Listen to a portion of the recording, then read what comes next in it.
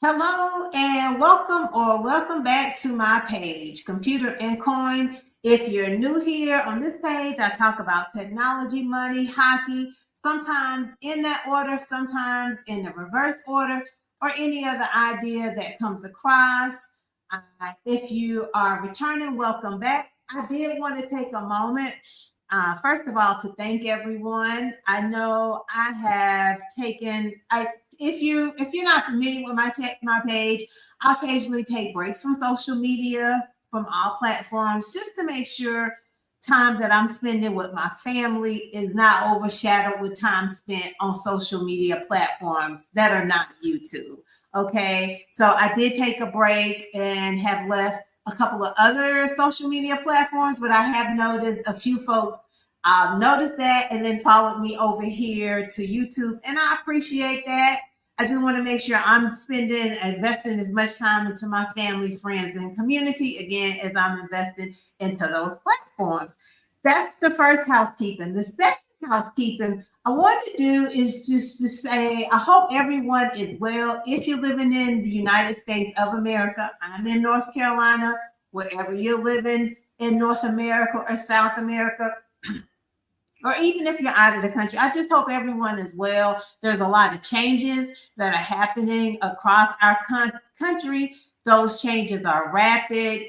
They can be modified from day to day. There are changes coming to healthcare, to education, to commerce, etc. And I just hope everyone is well, taking care of yourselves. I know I talk about money, have talked about money in the past, and at this point, I don't know what to say because changes are happening so fast and so rapidly. The best I can say is I hope all is well, right? And everyone has the ability to take care of themselves and their families and prepare and can weather the storm. Okay. It's just a lot going on, and sometimes the changes are so rapid they are breathtaking. I want to talk about today for a little bit is the Greensboro Gargoyles. Hockey is coming back to Greensboro, North Carolina. Y'all, I'm so thrilled that we are getting an ECHL hockey team in Greensboro. I did a few videos earlier in the 2024-2025 season about the Greensboro Gargoyles. I went to the team announcement. I have been following the team on their social media platform as well as on their website. So I'm really excited that they're coming back. They have announced, I'm going to share my screen as a matter of fact. If you are not familiar with all what's coming down the pipe with the Greensboro Gargoyles.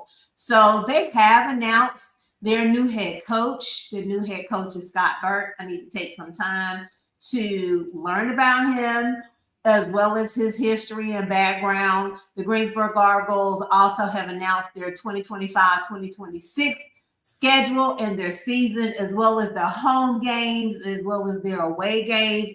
And they have announced their NHL affiliate, which many of us who are Carolina Hurricanes fans, we were hoping that the Greensboro Gargoyles affiliate would be the Carolina Hurricanes. Come to find out, it is. They're like right up the road from each other, between 70 and 80 miles.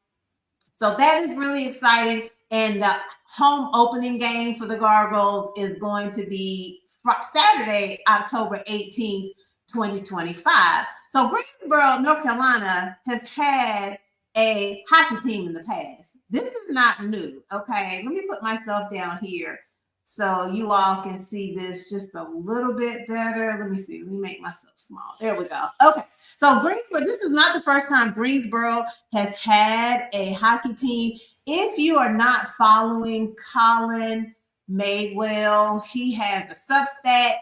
Just recently, over this past weekend, he did a very in-depth background and history of hockey in Greensboro, North Carolina. Matter of fact, let me share that if you have not had a chance to see it. I will not share his article in depth, but what I will do is just show it here on the screen for those who are just listening and not looking at your YouTube.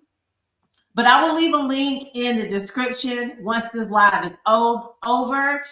Colin goes into depth on his home ice advantage Substack about the first hockey team that was in Greensboro, North Carolina, which were the Greensboro Generals, why that hockey team didn't make it, some of the successes that they had, then when the Generals came back to Greensboro, etc., their impact, then when the Greensboro Monarchs took over. So Colin did a very in-depth review. I enjoyed it. I did learn some things, as well as when back when the last iteration of hockey was in Greensboro and some of the challenges that team experienced in. So this new team, the Greensboro Gargoyles, and coming back to Greensboro, they're owned by a franchise that also owns several other ECHL teams, such as the Jacksonville Icemen. They also own the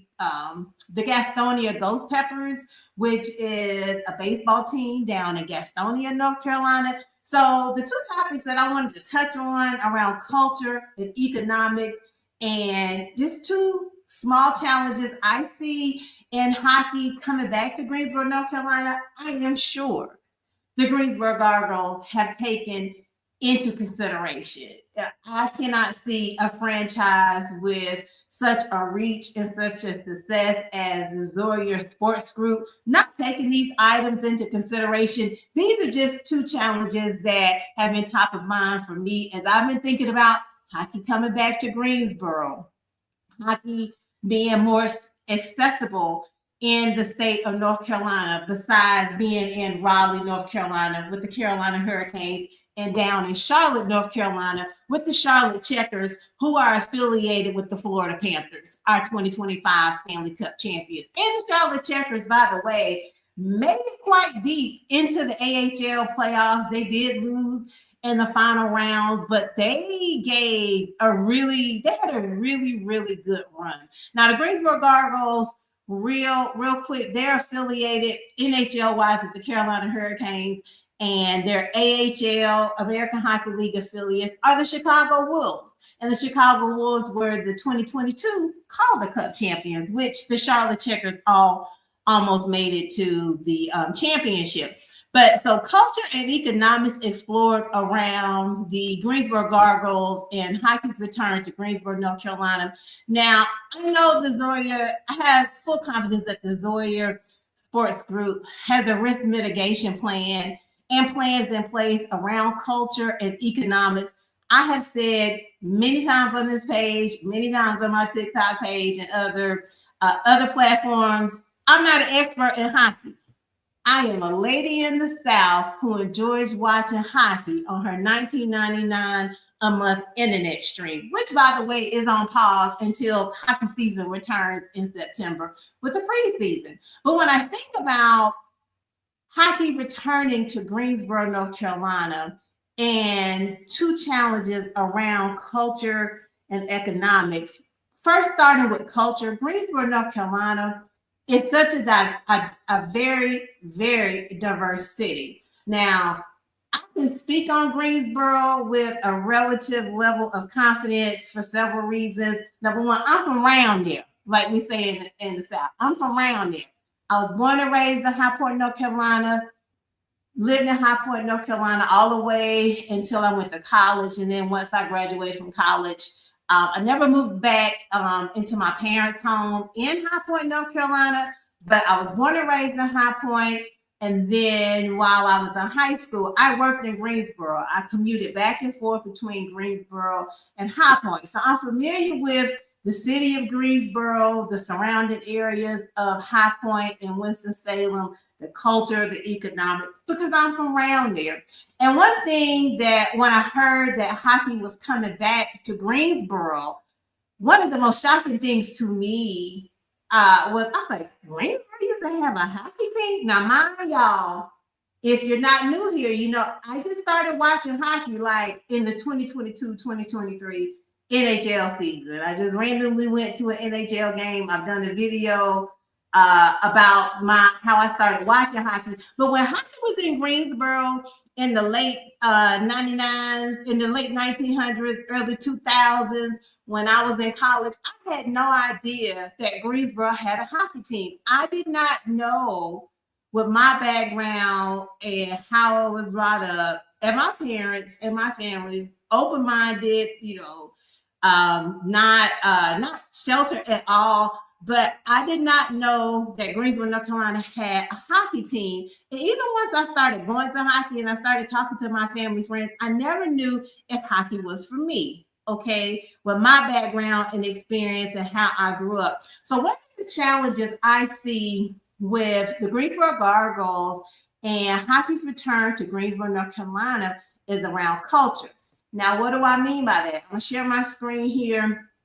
So I took a look at the U.S. Census Bureau facts for the city of Greensboro. Okay, let me make sure that it's sharing okay. It is. Let me make myself small down here, and hopefully that is big enough. Now, I looked at the U.S. Census Bureau statistics, quick facts on Greensboro, North Carolina, when I was just started thinking about like the culture and the economics, as I said earlier in the video, with all that is happening in the country right now, and why it may be a challenge for the Gargoyles. And I'm sure the Zarya Sports Group has come up with a risk mitigation plan. I just feel like I have full confidence that they have.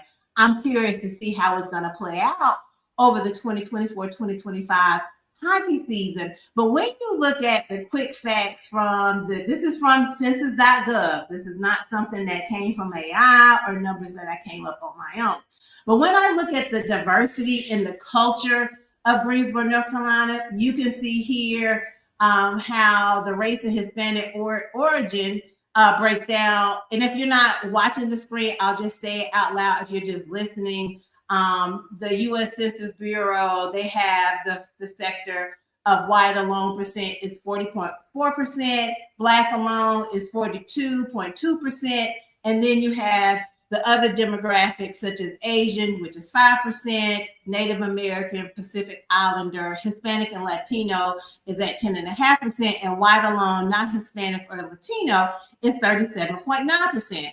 Now, when I compare that to the demographics of Raleigh, North Carolina, their demographics around culture and ethnicity and race and Hispanic origin is very different from Greensboro, North Carolina. And the reason why I'm comparing those two is because Raleigh has the Carolina Hurricanes, which is the NHL affiliate, and then Greensboro will have the Greensboro Gargoyles. So when you look at the race and Hispanic origin for the city of Raleigh, it is a little bit different, right? So the white alone for Raleigh is 53.8%, black alone is 27.5%. And then you start looking at Asian alone, which is almost comparable to Greensboro. It's at 4.7%. If you recall, Greensboro is at 5%, and then Hispanic or Latino or white alone, not Hispanic or Latino, is almost comparable, but there are differences. So that's why I say I see one of the challenges